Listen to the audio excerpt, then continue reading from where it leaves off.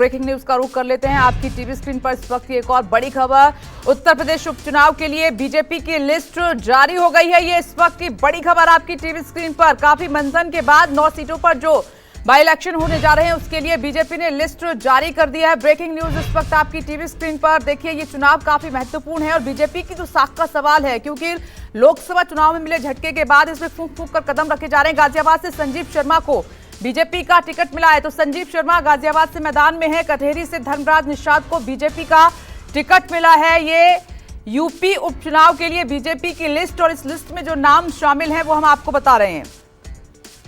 तो अशोक तिवारी ज्यादा जानकारी दे रहे हैं। तो क्या अशोक, सभी 9 नाम सामने आ चुके हैं?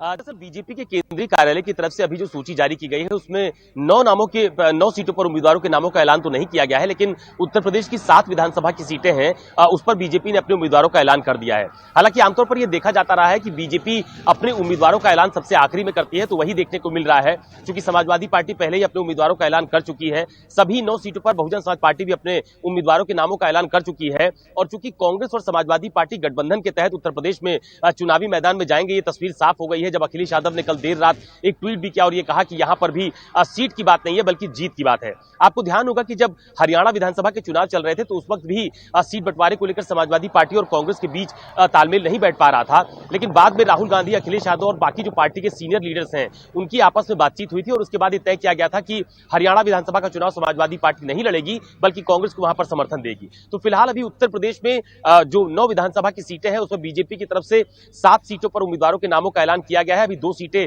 बाकी है, मुझे लगता है कि देर शाम तक वो भी जारी हो जाएंगी, क्योंकि कल ही बीजेपी के तमाम सारे जो उत्तर प्रदेश के बड़े नेता हैं उनको दिल्ली तरफ किया गया था। वहां पर पार्टी नेताओं के साथ उनकी बैठकर बातचीत भी हुई थी। तो इतना जरूर है कि जो बात एक महत्वपूर्ण बात इसमें यह भी है कि बीजेपी की सूची में मझवा सीट की दावेदारी जो है, कटहरी सीट की दावेदारी जो है वो संजय निषाद की तरफ से की जा रही थी। तो फिलहाल बीजेपी ने कटहरी में भी और मझवा में भी अपना उम्मीदवार घोषित कर दिया है, यानी कि संजय निषाद को उपचुनाव में पार्टी कोई सीट नहीं देने वाली है। जो बात संजय निषाद कह रहे थे कि उनके सिंबल पर चुनावी मैदान में उतरना चाहिए उम्मीदवार भले ही बीजेपी का हो, तो एक तस्वीर तो ये साफ हो गई है। दूसरी, अभी 2 सीटों पर मंथन किया जा रहा है जहां पर उम्मीदवारों के नाम का ऐलान होना बाकी है। तो ये जरूर है कि अब चुनावी लड़ाई जो उत्तर प्रदेश की है वो बेहद दिलचस्प हो गई है, क्योंकि सभी उम्मीदवार अब चुनावी मैदान में उतर गए। ये जीत बहुत महत्वपूर्ण है अशोक तिवारी बीजेपी के लिए, क्योंकि लोकसभा चुनाव में जो झटका लगा है यहां बिल्कुल भी रिस्क बीजेपी नहीं लेगी। तो जो आप लिस्ट देख रहे हैं इस वक्त, इसमें खास क्या है और जीत के लिए किस तरह से बैलेंस बनाया गया है?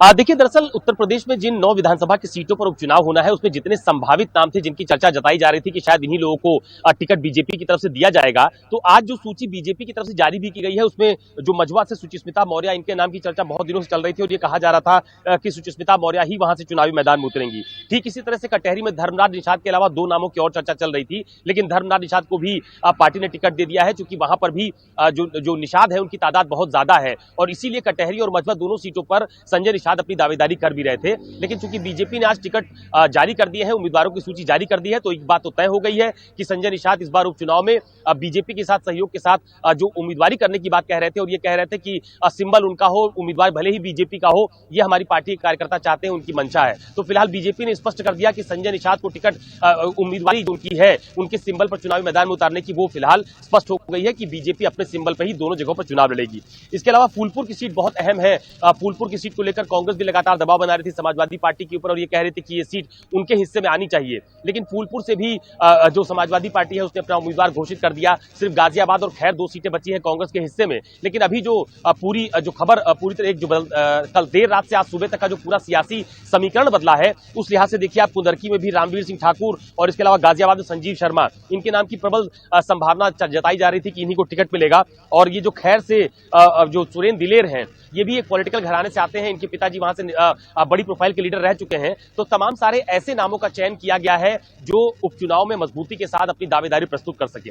लेकिन जो एक बड़ा राजनीतिक घटनाक्रम कल रात से आज सुबह तक हुआ है वो यही हुआ है कि समाजवादी पार्टी और कांग्रेस के बीच जो सीट बंटवारे को लेकर एक पेच फंसा हुआ था और ये कहा जा रहा था कि समाजवादी पार्टी कांग्रेस को 2 सीटें देगी या 3 सीटें देगी, इस पर बातचीत हो रही है। बार बार अखिलेश यादव भी इस बात को कह रहे थे कि अब जो पार्टी का शीर्ष नेतृत्व है वो बैठ के तय कर लेगा, ये हमारे और उनके बीच की बातचीत है, इसलिए बीच का रास्ता जल्दी ही निकाल लिया जाएगा। तो इतना जरूर है कि अब अखिलेश यादव ने देर रात जो ट्वीट किया उसमें उन्होंने ये कहा कि सभी 9 सीटों पर समाजवादी पार्टी के सिंबल साइकिल पर ही चुनाव लड़ा जाएगा और उम्मीदवार जो है वो गठबंधन का होगा। तो एक बात तो तय है कि समाजवादी पार्टी ने उत्तर प्रदेश में कांग्रेस को सियासी दबाव में लिया है और अपनी बात को समझाने में समाजवादी पार्टी कामयाब रही है। शायद यही वजह है कि अखिलेश यादव ने ट्वीट करके इस बात की जानकारी साझा भी की है कि 9 सीटों पर समाजवादी पार्टी के सिंबल साइकिल पर चुनावी मैदान में उतरा जाएगा, उम्मीदवार गठबंधन का होगा।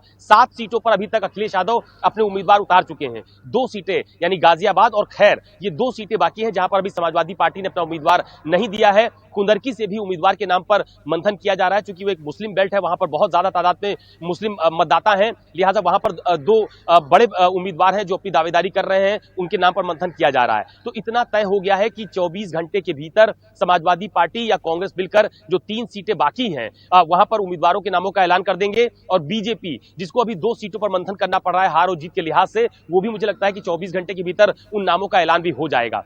दरअसल उत्तर प्रदेश में लोकसभा चुनाव के बाद से बीजेपी के लिए ये उपचुनाव बहुत बड़ी चुनौती के तौर पर देखा जा रहा है। खुद बीजेपी के नेता इस बात को मानते हैं कि लोकसभा चुनाव में भले ही हमारी सीटों की संख्या कम हुई हो, लेकिन हम उत्तर प्रदेश के होने वाले बाई इलेक्शंस में बेहतरीन प्रदर्शन करेंगे और समाजवादी पार्टी को और इंडिया गठबंधन को हराएंगे। और उसके पीछे की मंशा यही है कि 2027 के पहले कम से कम उत्तर प्रदेश की जनता के बीच में यह राजनीतिक संदेश दिया जा सके कि लोकसभा चुनाव में जो संविधान बचाओ, आरक्षण बचाओ, ऐसा तमाम सारा जो एक नैरेटिव सेट किया था विपक्ष ने, वो पूरी तरह से भ्रमित था, निराधार था और उसको लेकर जनता भ्रमित हुई। तो ये कोशिश बीजेपी की तरफ से भी की जा रही है कि उत्तर प्रदेश में एक नया नैरेटिव सेट किया जाए और उसी के लिहाज से बीजेपी लगातार आगे बढ़ती हुई नजर आ रही है।